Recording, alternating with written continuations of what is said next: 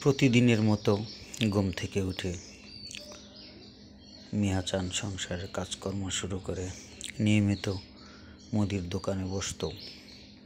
এই দোকানটাই একমাত্র পুঁজি অভাবের সংসারে।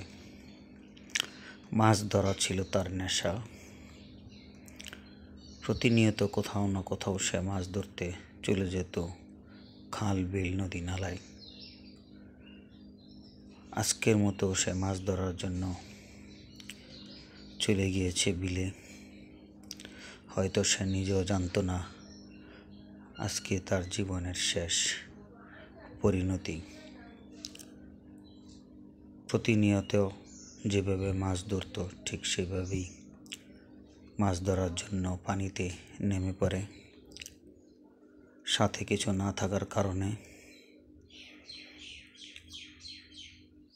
প্রথমে একটি কই মাছ সে পানি থেকে ধরে, কোথাও জায়গা না থাকার কারণে মুখের মধ্যে কই মাছটি রেখে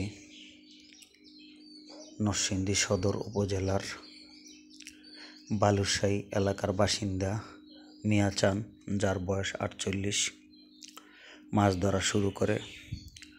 হঠাৎ তার অজান্তে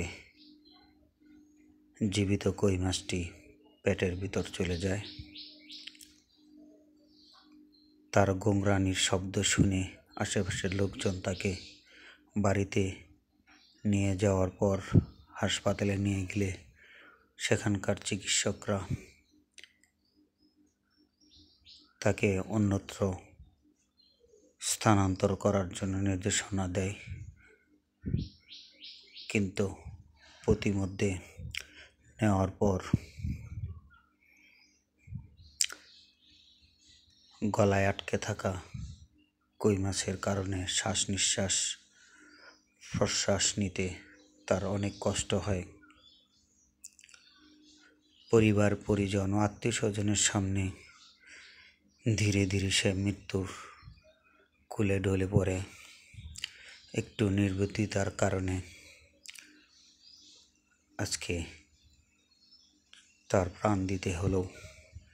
পেটের ভিতরে কই মাছ রেখেই তাকে দাফন কাফন করে এলাকার মুসল্লিরা পারিবারিক কবরস্থানে